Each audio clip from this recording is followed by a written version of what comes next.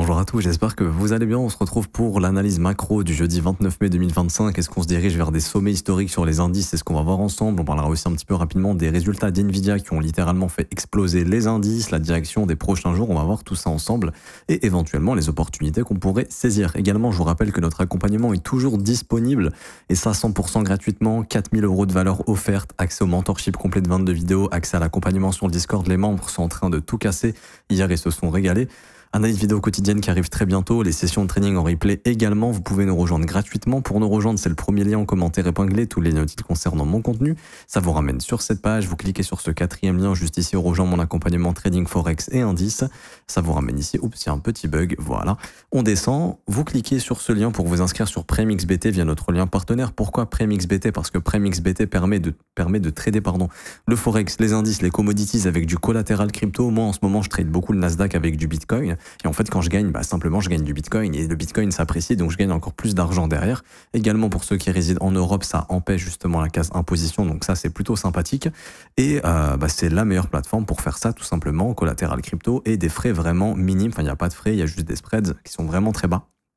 Donc vous faites un dépôt de minimum 200 $. Ça, c'est votre capital de trading. Il n'y a aucun frais caché. Tu déposes 1000 $, tu conserves 1000 $. C'est ton capital de trading. Tu vas trader avec. Le minimum, c'est 200 $. Une fois que c'est fait, donc tu peux le faire en crypto ou en carte bancaire. Une fois que c'est fait, tu renseignes ton email, ton identifiant PrimeXBT. Il se trouve juste ici, en haut à droite. Tu le colles dans le formulaire, tu mets ton pseudo Discord. T'as pas encore Discord, rejoins-nous juste ici. Ensuite, tu coches j'ai fait un dépôt de minimum 200 $. Et ensuite, tu cliques sur obtenir mon accès VIP.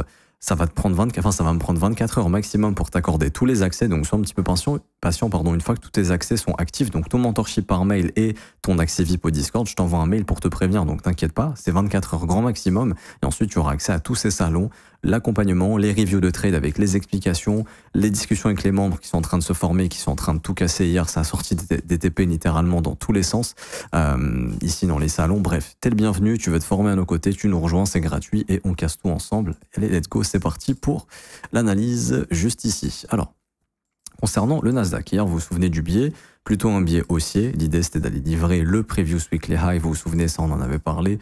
Ici, on se fout de nous. C'est une zone qu'on viendra revisiter et c'est exactement ce qui est venu faire le prix. On est venu revisiter cette zone juste ici. Vous voyez la petite prise de stop. Ça, c'est pas anodin. Ce sont des algorithmes. C'est ce qu'on va apprendre dans le mentorship, justement. Enfin, ce que vous allez apprendre, parce que moi, je le sais déjà. Et du coup, ce que je vous expliquais, c'est que j'attendais un repricing de cette jambe haussière pour rentrer. Alors, malheureusement, je n'ai pas pu rentrer parce que hier, je n'ai pas pu trader encore une fois. Là, cette semaine, je suis vraiment booké sur pas mal de choses d'un point de vue perso et business. Ce qui fait que j'ai très peu de temps pour être devant les écrans, surtout pendant les sessions US. Mais en tout cas, les membres suivent justement les briefs et avec le mentorship, eux, ça leur permet de trader justement. Donc, ils ont pu prendre pas mal de trades sympas hier. On a beaucoup qui ont joué la livraison sur le Previous Weekly High. Et maintenant, on en est où? Alors, on est toujours sur une dynamique qui est haussière ici. Les résultats d'NVIDIA sont incroyables. Donc, il y a toujours cette peur de récession qui plane autour des marchés, mais il faut comprendre que ce qui fait les marchés et l'économie américaine, c'est les actions américaines les plus grosses, les GAFAM. Et pour l'instant, les GAFAM ont toujours de très bons chiffres. Donc, tant que ça tourne bien, techniquement, les marchés peuvent aller plus haut. Ce qui serait dramatique, c'est récession, hausse du chômage et qu'on commence à avoir des baisses de rendement du côté des GAFAM. Là, ça serait le trio complet pour qu'on ait peut-être 1 ou 2 ans de bear market. Pour l'instant, c'est pas le cas. Du coup, les marchés vont plus haut. Et quand on prend un petit peu de recul, en daily, on avait parlé que le job était probablement terminé ici, que l'objectif serait de venir combler ce FVG et potentiellement celui-ci, on y est. Donc celui-ci, c'est bon, on passe à autre chose. Je prends et j'identifie ce FVG juste ici. Et là, on voit qu'on est en plein dedans, vous voyez, on est en train de le bosser. Donc là, le prix devrait commencer peut-être à consolider un petit peu. L'idée, c'est de se dire, ok, si on se fait rejeter par ce FVG, il y aura un dip, ok?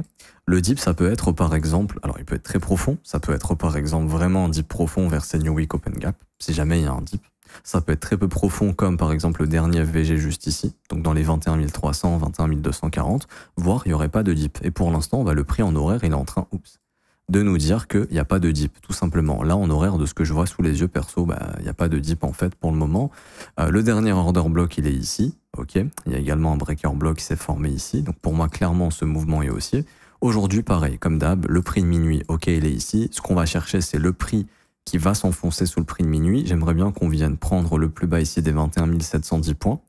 Qu'on vienne dans ce FVG, et pareil, si aujourd'hui on a des signaux d'inversion, boum, on ira long pour jouer simplement le sommet d'aujourd'hui, qui est le London High, tout simplement. Je vois toujours de la continuation, sauf si le prix change, pour l'instant ce n'est pas le cas. Bien sûr, on viendra reprice, les fair value gap ici. Ce sont des zones intéressantes pour moi pour faire de la continuation haussière. Maintenant, pour le moment, le prix reste haussier. Et je ne vois pas de signaux de retracement. Maintenant, encore une fois, ce sont des zones de vigilance dans lesquelles il faut prendre des profits si on est exposé. Si on a racheté le dip massivement, c'est des zones dans lesquelles on prend des bénéfices. Maintenant, la dynamique est toujours haussière. Et si on s'affranchit vraiment de se faire value gap, donc au-dessus des 22 000 points, qu'on s'installe au-dessus des 22 000 points, il y a toutes les raisons de penser que le Nasdaq ira faire un nouvel ATH au-dessus des 22 425 points. Et ça, peut-être avant la fin du deuxième trimestre de l'année, qui va se terminer le 30 juin. Donc le 1er juillet, on ouvre un nouveau trimestre. Ça pourrait être l'objectif du Nasdaq de faire un ATH avant juillet. En tout cas, personnellement, tant que le prix reste ainsi, je pense que c'est clairement notre objectif. On peut s'amuser à tracer des trendlines. Alors, je suis pas fan, mais les trendlines, en fait, ce sont de bons indicateurs de momentum. Et par exemple, tant qu'on maintient ce momentum, on peut se dire que l'ATH sera fait.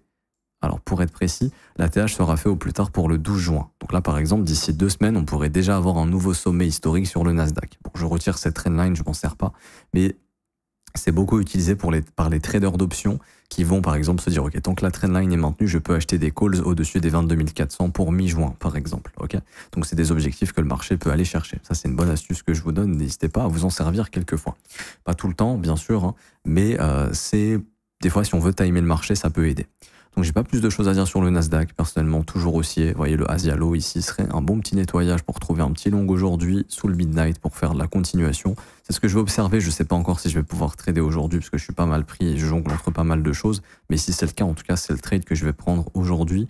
Là, il n'y a pas grand chose d'autre à faire à mon avis pour le moment. Il y avait un bon trade sur la London pour jouer les sommets juste ici, mais j'étais devant les écrans, mais je tradais pas la London ce matin. Concernant le SP500, vous vous souvenez, les 6000 points, c'était l'objectif. On y est venu, encore une fois. Ici, il n'y a rien de magique, c'est juste que pour moi, ce move baissier était trop suspect.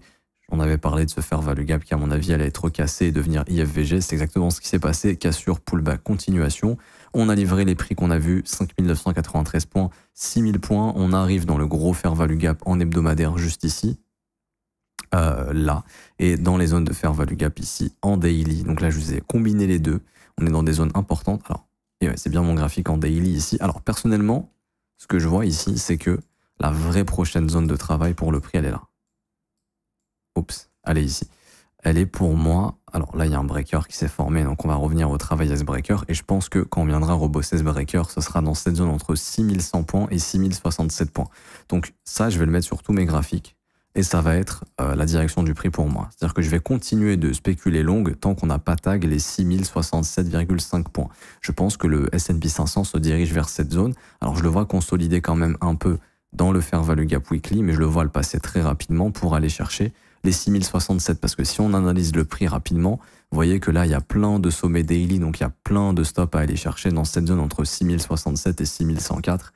Et à mon avis, c'est la zone de prix que va aller chercher le SP500. À noter d'ailleurs ici qu'on a un très bel order block qui vient de se former. Donc pour moi, je dis pas qu'il faut attendre ça, clairement pas. Mais le jour où on revient dans cette zone, là, ça sera une très bonne zone d'achat pour continuer de pumper tout simplement. Éventuellement. Je dis pas qu'on y reviendra, mais ce sera une bonne zone de voir les stops. Alors aujourd'hui, le SP500, comme le Nasdaq, tout simplement, la même chose. Vous voyez qu'on a le Asia Low ici, qui est couvert par un Equal Low en plus de ça. Donc ça va sauter très probablement. Le prix de minuit est ici. Vous savez que j'aime beaucoup acheter un billet haussier. Donc là, le billet est haussier. Donc j'aime beaucoup acheter sous le prix de minuit. Comme ça, une fois que j'achète, le prix très souvent regagne le prix de minuit et bouffe tous les stops au-dessus. Donc ça me permet de capturer tout ce mouvement et de gagner de l'argent tout simplement. J'ai préparé une vidéo de formation sur ça. Donc n'hésitez pas à rejoindre l'accompagnement. C'est gratuit encore une fois. Je vous prépare la vidéo de formation sur le Midnight. Je sais que ça prend du temps, mais j'ai vraiment beaucoup de choses à faire en ce moment. En plus des nouvelles adhésions au niveau de l'accompagnement. Donc ça me prend énormément de temps. Une fois qu'il y aura un peu moins de flux, d'adhésion, etc. Là, c'est les premières semaines, c'est normal. Et que j'aurai un peu moins de trucs à gérer côté perso. Là, vraiment, on va rentrer dans le vif du sujet. Et je vous rajouterai des cours au niveau des formations, etc. Mais là, vraiment, j'ai pas le temps pour le faire en ce moment. Mais bref, vous pouvez quand même rejoindre l'accompagnement et assurer votre place. Vous vous rappelez, hier, on avait vu également sur le SP ici en H4, venir combler le fair value gap pour faire la continuation. Bon, bah voilà, pas de magie. Fair value gap comblé, petit FVG ici en support. Boum, on envoie plus haut. L'objectif, ce sommet, ça a bien été tag. Let's go, on y va. Et voilà, toujours une idée d'aller plus haut, juste de peut-être s'offrir un petit rebalancing ici. Donc ça, c'est un breakaway gap. Théoriquement, celui-ci aussi, pour le moment, c'est un breakaway gap. Enfin, c'est un fair value gap qui peut être breakaway gap, mais je pense qu'il va être retravaillé pour nous emmener plus haut. Donc, je vois le prix aujourd'hui revenir entre 5978 et 5946 pour faire sa future jambe haussière direction le prochain sommet, les prochains buy stop. Alors, si on regarde bien en horaire, regardez, je vous montre rapidement. Vous voyez ici tous les sommets qu'on a. Ça, pour moi, c'est clair que ça va être chassé. Et je vous le dis honnêtement, ça, pour moi, c'est clair que ça va être chassé. Je vois pas du tout le prix laisser ça intact. Je pense qu'on va revenir bosser ce gros décrochage ici. Ok. Donc là, c'est le fair value gap que je vous ai donné. Donc pas plus de choses à dire sur le SP500. On peut avancer. Hop, on garde ça en schéma. On verra demain ce qui s'est passé. Concernant le gold ici, on est bienvenu dans le fair value gap daily. Et je me questionnais, vous vous rappelez, je me disais, c'est un peu bizarre qu'on soit pas venu prendre les stops. Boum, on y est venu, ça envoie direct. Alors, ce qui va valider l'inversion, c'est le breaker. Là, ce qu'il faut, c'est former un breaker. Donc là, il y a simplement un order block qui s'est formé. Il n'y a pas de breaker encore.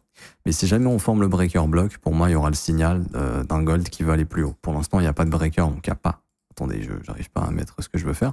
Voilà, il n'y a pas encore de breaker, donc on ne peut pas signaler l'inversion. Il y a juste la prise de liquidité. Donc ça pouvait se trader ici, hein, éventuellement. C'est voilà, hop, reprise de liquidité, boum, reversal.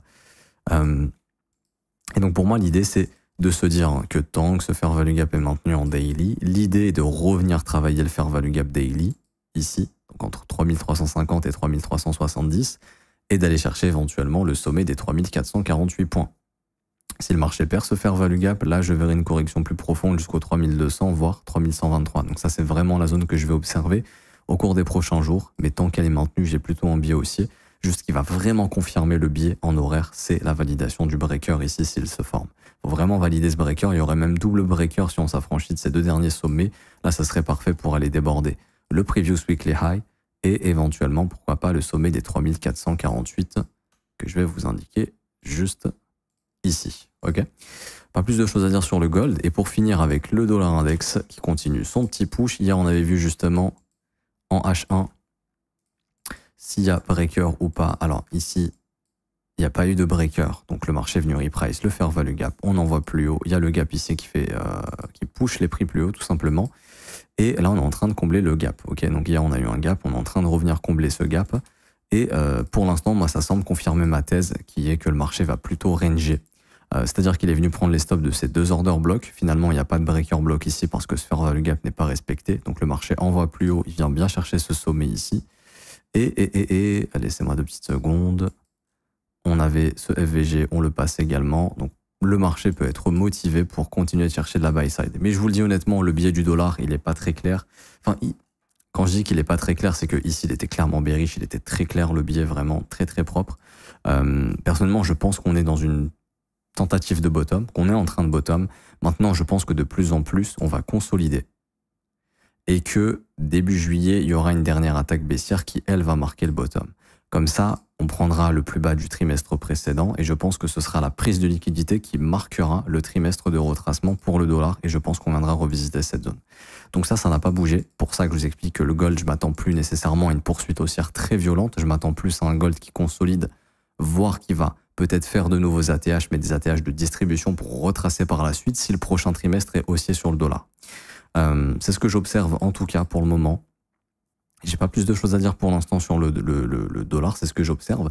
Je pense voilà, que ça va être assez piégeux. Je pense pas qu'il faut trop s'amuser à trader l'euro USD honnêtement. Ça peut se trader, hein, mais je pense qu'il y a mieux à faire sur les indices qui sont vraiment directionnels et qui ont vraiment un biais bien clair. Je pense que la partie de biais sur le Forex était derrière nous. Je pense que là, ce trimestre, c'est un peu un trimestre de digestion et qu'on reprendra un trimestre de direction, mais que ce sera le prochain trimestre. Donc là, on pourra s'attaquer à l'euro USD en swing et en intra probablement beaucoup plus facilement. Je pense au prochain trimestre. Je pense que là, il faut laisser le marché digérer tout ça. Et tout ça pour expliquer que, à mon avis, on est en train de bottom. Alors, soit on va partir sur un beau bottom comme ça, c'est pas impossible, hein, tranquillement pour aller retravailler ces zones. Soit, et c'est plutôt mon biais privilégié, je pense qu'il y aura une dernière prise de liquidité probablement au prochain trimestre pour déjà combler tout le FVG. En fait, il sera un piège pour prendre le contre-pied ensuite et là, marquer la phase de retracement. Et là, il y aura moyen de gagner beaucoup d'argent sur euro-USD en short, du coup, si le dollar index monte, parce que l'USD montera, du coup, en euro-USD, ça serait plutôt un short. Et du coup, en euro-USD, enfin, c'est pas un short, ça serait vraiment respéculer short. Du coup, ce serait de faire quelque chose comme ça.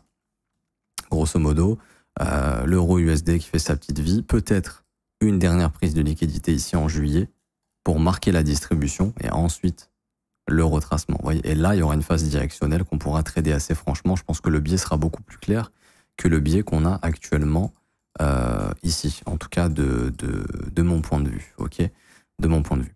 Je m'arrête ici pour aujourd'hui, j'espère que ça vous aura plu. Si c'est le cas, n'hésitez pas à bombarder les pouces bleus, vous abonner, n'hésitez pas à dire feu, mettre un petit commentaire. Je vous rappelle l'accompagnement, commentaire épinglé, premier lien, vous suivez les étapes du début de la vidéo. Vous pouvez revenir, je vais vous séquencer, rejoindre l'accompagnement. Si vous n'avez pas regardé ça, vous pouvez regarder ça. Ça vous permettra de nous rejoindre, c'est gratuit, il n'y a rien à payer, vous allez vous former à nos côtés et casser les marchés ensemble. Vous êtes les bienvenus, je m'arrête ici, on se retrouve demain pour le prochain point macro. À demain, ciao ciao.